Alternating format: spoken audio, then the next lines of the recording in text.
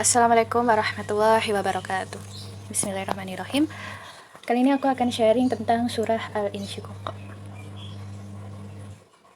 Jadi surat Al-Insyiqaq itu terbagi menjadi 3 bagian. Yang pertama, 5 ayat pertama itu tentang Judgment Day. Ayat 6 sampai ayat 15 itu tentang perjalanan kehidupan manusia. Kemudian bagian ketiga ayat 16 sampai 25 itu adalah bagaimana manusia tentang perubahan alam yang juga tentang perubahan kehidupan manusia.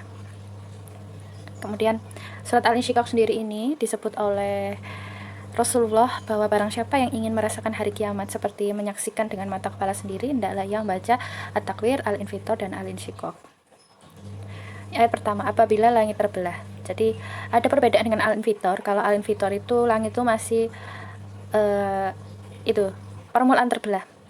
Sky being heavily damaged with tear across in the sky. Jadi masih heavily damaged ya.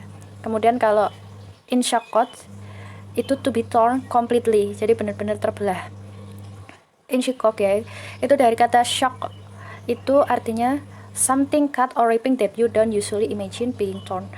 Sesuatu yang kamu biasanya tuh tidak mengimajinasikan tuh bakal terbelah gitu. Contohnya seperti rocks, batu, langit, bumi, seperti itu.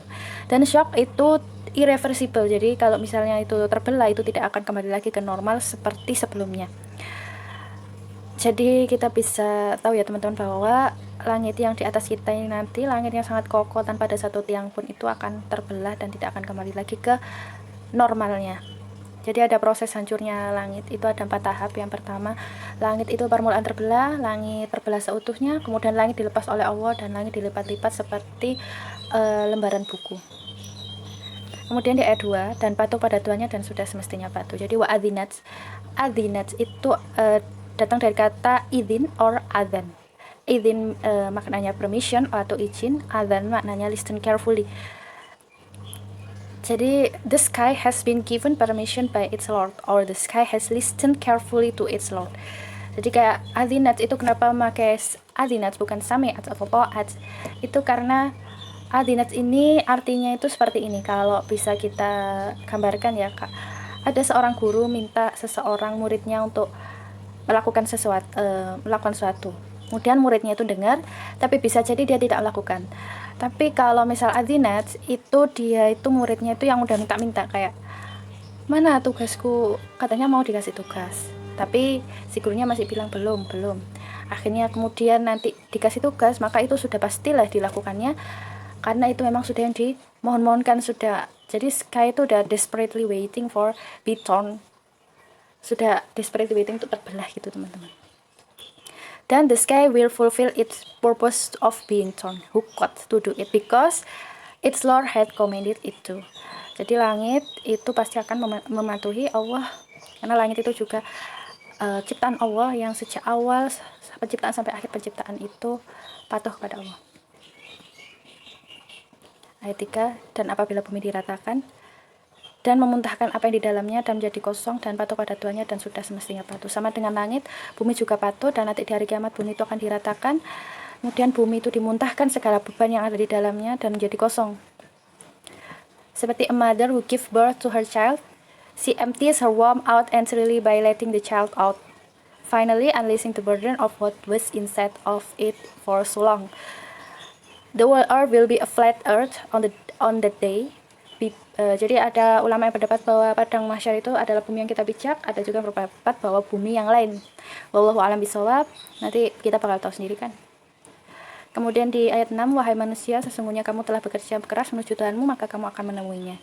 Ya ayyuhal insan. Insan itu ketika Allah mengingatkan bahwa manusia itu adalah makhluk yang pelupa. Jadi kayak kalau ditranslate itu wahai manusia yang pelupa. Kadihun. Kad itu struggle towards something whether good or bad.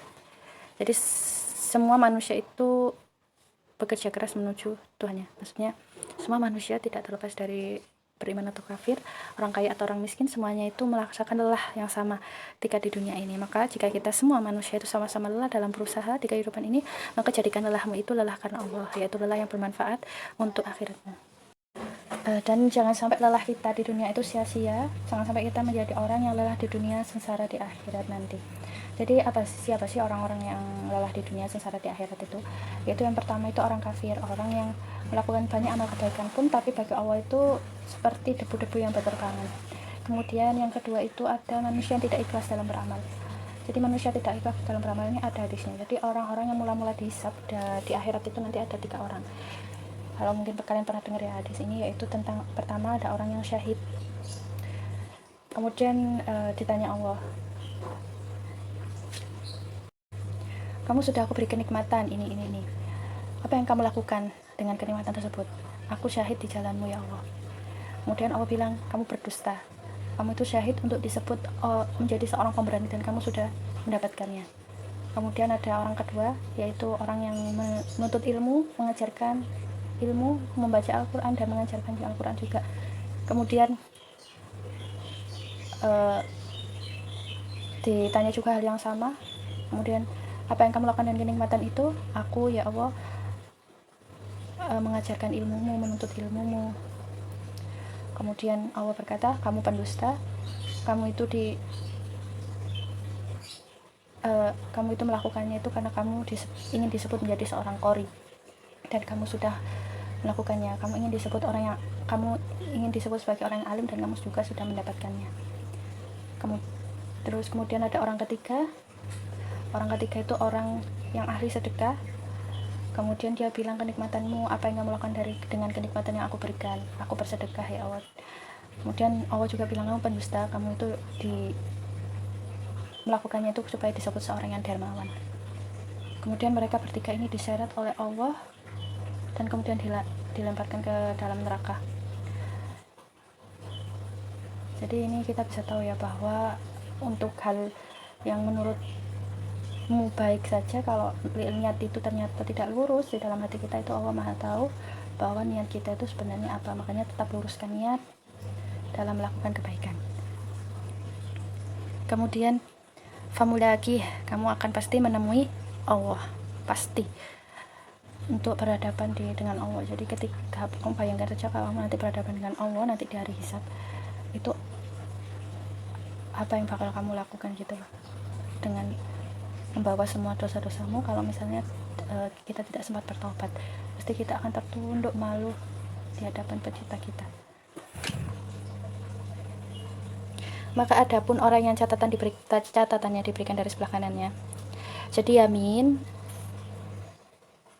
fa amma man utiya kitabahu biyaminih, yamin itu right hand.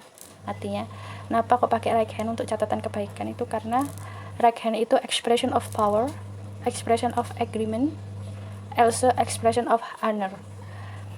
Jadi itu ya, akhirnya ketika ada seseorang yang mendapatkan catatan amal kebaikan dari tangan kanannya, itu dia tuh sangat bahagia sekali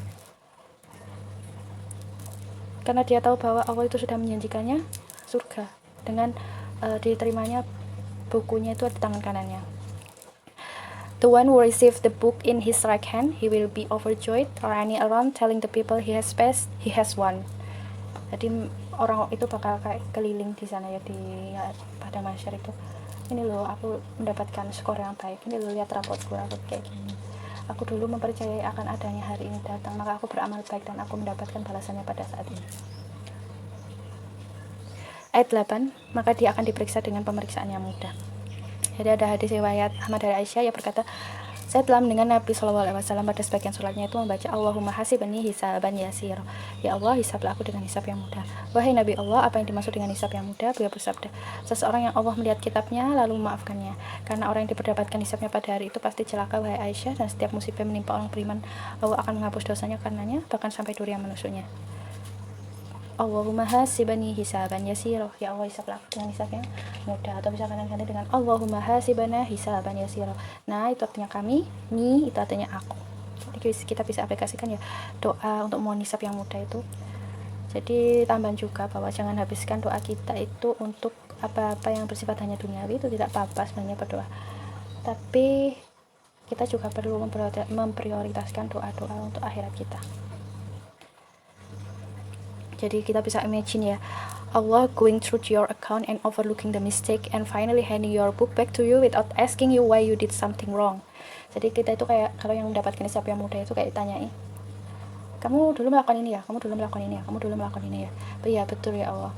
Kemudian aku sudah menutupi aibmu di dunia, maka dan aku maafkan kamu. Masya Allah, Masya Allah. Betapa baiknya Allah pada kita. Imagine that feeling. Aren't you overjoyed? Don't you want to tell everyone you've passed? You tell your family, you tell your friend, you tell those you love.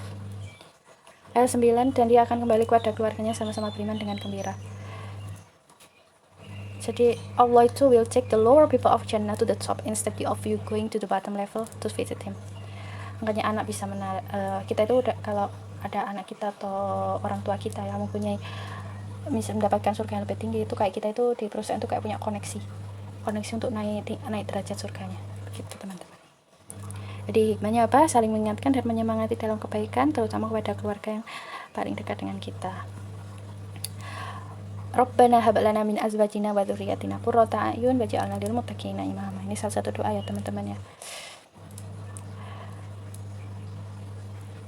Jadi dakwalah kepada keluarga, buatlah agama Allah itu beautiful for them, so they find joy in obedience to Allah. If they don't listen, be patient and try different method to attract them. Ayat 10, apapun orang yang catatannya diberi, dan adapun orang yang catatannya berikan dari belakang, maka dia berteriak, celakalah aku, dan dia akan masuk dalam api yang menyala-nyala. Hikmahnya apa? Kita semua tidak mau mendapatkan amal kebaikan dari tangan kanan kita kan ya. Jadi hikmahnya apa? Segera bertobat, sekali lagi pintu taubat itu masih dibuka, karena taubat itu akan memudahkan hisab kita nanti di akhirat. Sungguh dia dahulu di dunia bergembira dengan kalangan keluarganya sama-sama kafir, sesungguhnya dia mengira bahwa dia tidak akan kembali pada Tuhannya. Tidak demikian, sesungguhnya Tuhannya selalu melihatnya. Allah tahu segalanya, bahkan apa yang di pikiran kita ya. Seperti tadi yang aku jelaskan tentang hadis itu, bahwa Allah itu sebenarnya tahu yang ada di hatimu itu apa. Kalau kamu itu ingin disebut menjadi qori atau ingin disebut menjadi orang yang ahli sedekah, dermawan gitu oleh manusia, padahal yang kita inginkan tuh, kalau kita benar-benar meluruskan niat, maka itu akan mendapatkan pahala yang lebih besar nanti di akhirat ya. Jadi tidak apa-apa untuk tidak dihargai di dunia, tidak terkenal di dunia, tidak disebut apapun di dunia, yang penting kita melakukan peran kita sebaik mungkin. Kemudian jangan terpedaya kesenangan dunia yang melalaikan, apalagi yang dilarang oleh Allah. Jadi Allah akan balas kesenangan sementara itu dengan kesedihan yang abadi. Jika melakukan kesalahan atau dosa ke Allah, menyesali dan takutlah akan hari di mana semua akan terungkap, karena semua hal sekecil apapun dilihat Allah, bahkan yang ada di dalam pikiran dan hati kita. Segera bertobat jika melakukan kesalahan. Maka aku bersumpah demi cahaya yang merah pada waktu senja, demi malam dan apa yang diselubunginya, demi bulan apabila jadi duk purnama, sungguh akan kamu jalan tingkat demi tingkat kehidupan. Seperti alam yang berubah, manusia juga mengalami tahapan kehidupan, yaitu dari rahim hingga berjumpa dengan Allah. Ayat 20, maka mengapa mereka tidak beriman? The sky obeys, the earth obeys, so why don't they believe and obey? Sesungguhnya penciptaan mana yang lebih susah? Penciptaan langit atau penciptaanmu, pada semuanya diciptakan dari air mani yang hina. Nah, kenapa kamu tidak mau mematuhi Allah? Dan apabila Al-Quran dibacakan pada mereka, mereka tidak mau bersujud, sebuah kesombongan yang sangat besar. Bahkan orang-orang kafir itu mendustakan, dan Allah lebih mengetahui apa yang mereka sembunyikan dalam hati mereka. Maka sampaikanlah kepada mereka ancaman azab yang pedih. Jadi Allah tahu apa yang tersembunyi dalam hati. Kemudian Allah memberikan kabar gembira, ya, ini bisyarah. Jadi ini kayak sarkasme. Fabasyirhum bi'adzabin alim, berilah kabar gembira kepada mereka a painful punishment. Just like you have been sarcastic about the next life, Allah is giving you good news of a painful punishment. Ayat 25, kecuali orang beriman akan mengucapkan bajikan, mereka mendapat pahala yang tidak ada putus-putusnya. Illa, di situ illa itu artinya kalau di situ masih ada harapan untuk membenahi dirimu. Ghairu mamnun, that which will not be cut off, tidak akan ada putus-putusnya. Jadi kecuali orang-orang beriman mengucapkan kebajikan, tentunya dengan niat yang lurus karena Allah, mereka akan mendapat pahala yang tidak akan ada putus-putusnya. Baik, itu tadi yang dapat saya sampaikan. Lebih kurangnya saya mohon maaf. Kesalahan itu datangnya dari saya sendiri dan kebenaran datangnya dari Allah. Wabillahi taufiq wal hidayah. Wassalamualaikum warahmatullahi wabarakatuh.